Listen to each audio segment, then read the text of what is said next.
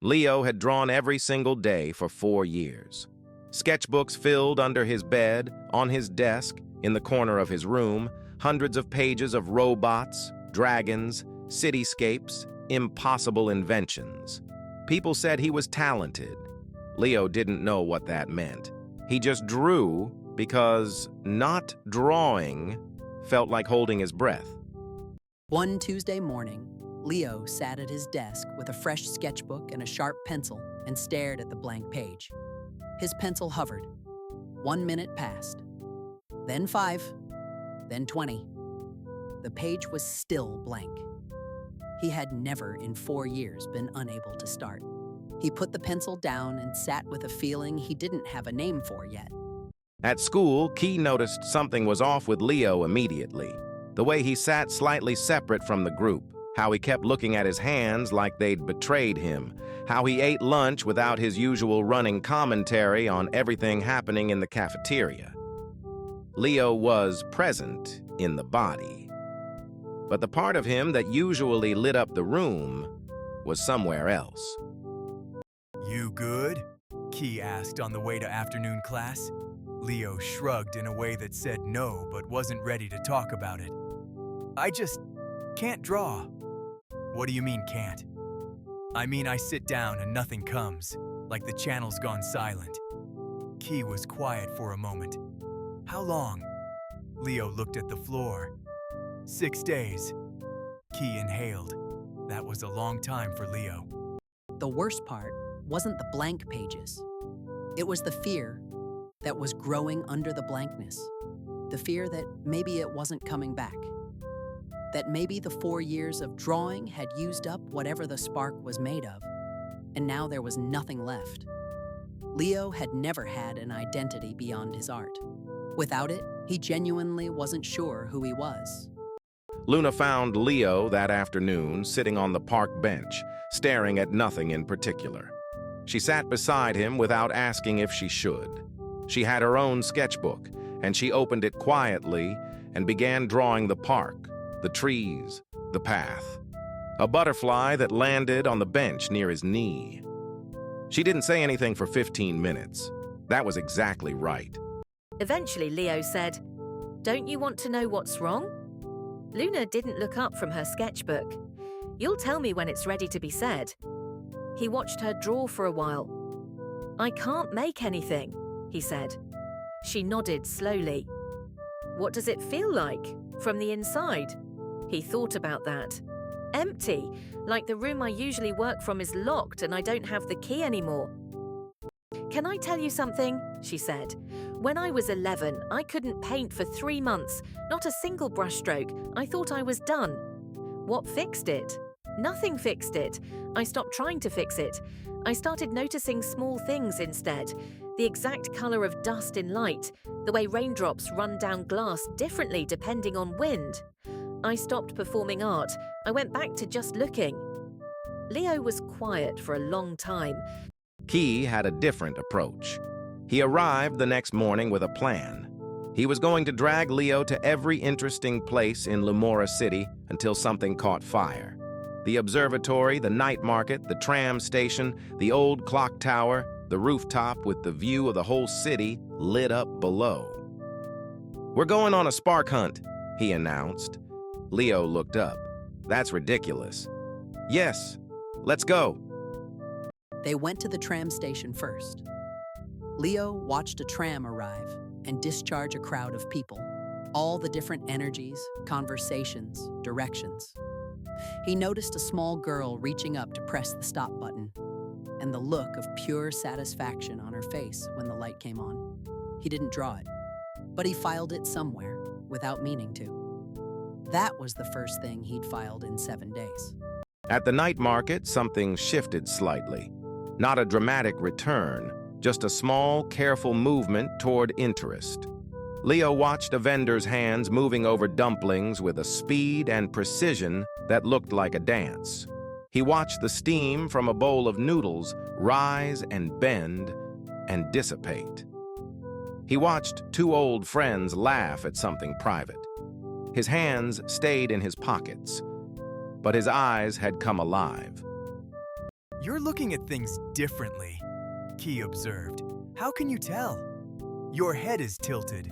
You do that when something's interesting. Leo looked embarrassed.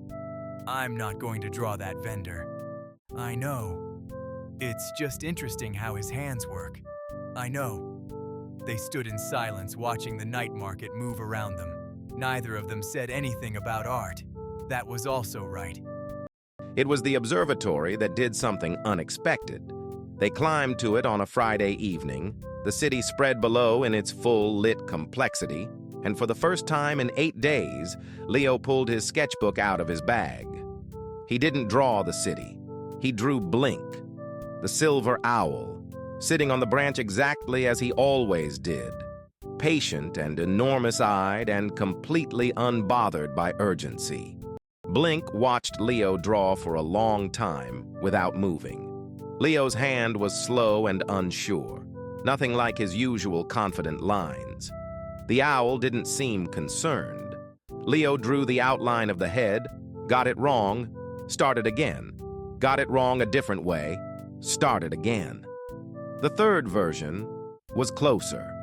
He was so focused on the problem that he had entirely forgotten to be afraid of the blankness. I haven't been able to draw in over a week, he told the owl, not really expecting an answer. The owl blinked once, slowly. I think I was trying to be impressive, even when nobody was watching, like I needed the drawing to prove something. Blink turned his enormous eyes toward the city below. Leo followed his gaze.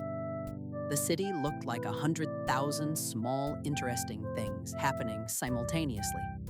Something Blink communicated without words, through the way he existed at that altitude, watching without agenda, present without performance, was this: the spark doesn't go away. It goes quiet when you're too loud.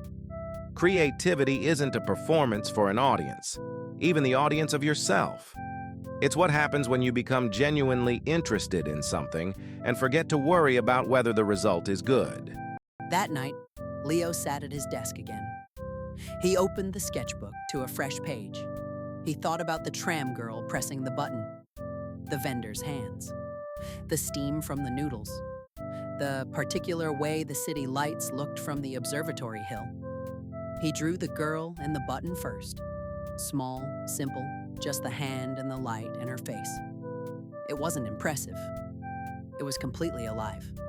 He drew for 3 hours without looking at the clock, something that hadn't happened in months. Not because he was trying hard, but because the trying had dissolved somewhere between the owl and the sketchbook and the small tram girl. He drew the vendor's hands from memory. He drew the steam rising. He drew the city from the observatory hill with 2 small figures and a silver owl in the corner, watching everything. At midnight, he stopped. The spark was back, but it felt different from before. Less urgent, less anxious about whether it would last. He'd learned something tonight about where it lived. Not in ambition, not in the need to be noticed. It lived in genuine attention.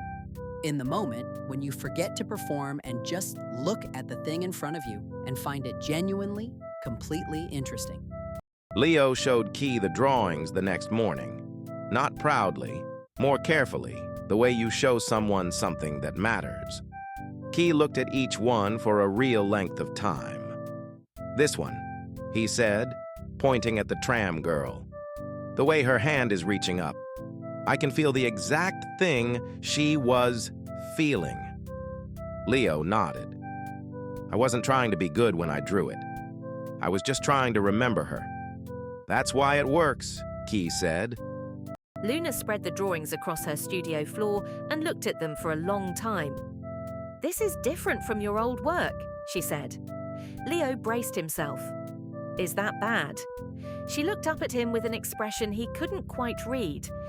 "Your old work was brilliant. This work is true. They're not the same thing. Brilliant impresses, true connects, and true lasts longer." She pointed at the steam drawing. "Frame this one." Over the following weeks, Leo started carrying his sketchbook differently, not as a tool for demonstrating ability, but as a way of staying present to the world. He drew things he would have dismissed before as too ordinary: a cracked pavement, a cat sleeping on a tram seat, the expression on someone's face when they heard good news. The ordinary turned out to be inexhaustibly interesting once he stopped performing and started looking. He thought about what the blankness had taught him. It had been terrifying, but it had burned away something that needed to go. The need to be impressive, even in private. The habit of treating his own creativity as a performance rather than a conversation. The sketchbook was a conversation between him and what he was paying attention to. The blankness had showed up when he started talking to himself instead of to the world. Ilara sat on the edge of Leo's desk one evening and looked at the new drawings on the wall. "These are the best things you've ever made," she said simply. "I didn't try as hard on these as the others," Leo said. "Exactly," she said. She stood up and hugged him, briefly, the way parents do when they're proud of something that can't be put into a trophy. "The trying was getting in the way," she said. "Now it isn't." Leo's light, that warm, vivid orange, burned differently now. Not less bright, but more steady. Less like a flare, more like a hearth. It had been through a darkness and come back with something added to it. The knowledge of where it lived and how to find it when it went quiet. That knowledge, once learned, doesn't leave. It becomes part of who you are. A month later, Leo noticed a girl in his year sitting in the hallway with a blank sketchbook on her lap, staring at the floor with that exact expression he recognized from his worst Tuesday morning. He sat beside her. "Stuck?" She nodded. "How long?" "2 weeks," she said. Leo nodded. He thought about Blink and Luna and the tram girl with her hand reaching up. "Okay," he said. "Close the sketchbook. Come on a walk with me." She looked suspicious. "Where?" "I don't know yet. We'll find out." They walked the school until they found something that stopped her. The way afternoon light came through the gym window and made the dust motes look like gold. He watched her stare at it. He didn't say anything. He knew what was happening. The channel was opening again. The creative spark doesn't belong to anyone. It passes between people who have learned its nature, through the moments when they sit beside someone stuck and say, "Come on, let's go looking." Through the patience of paying attention to ordinary things until they reveal what makes them extraordinary. Leo had learned this from an owl and a night market and a small girl pressing a button. Now he was passing it forward. They went back to the observatory one last time before the school year ended. All 3 of them, Kie, Leo, Luna, and Blink, was there, of course, exactly as he always was. The city was spread below, a full map of small, interesting things happening simultaneously. Leo had his sketchbook out before he'd even sat down. He drew the owl first. He always drew the owl first now. Luna painted the scene from memory when she got home.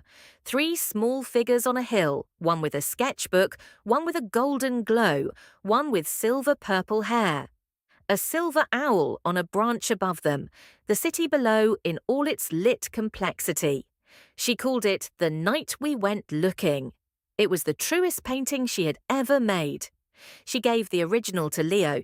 He framed it next to the steam drawing. Here is what Leo learned about the spark. It is not a possession. It cannot be earned or stored or protected. It is not talent. Talent is just practice visible from the outside. The spark is attention. Pure, genuine, undivided attention given to the thing in front of you without agenda or anxiety about the result. It is available to everyone. It goes quiet only when we stop looking.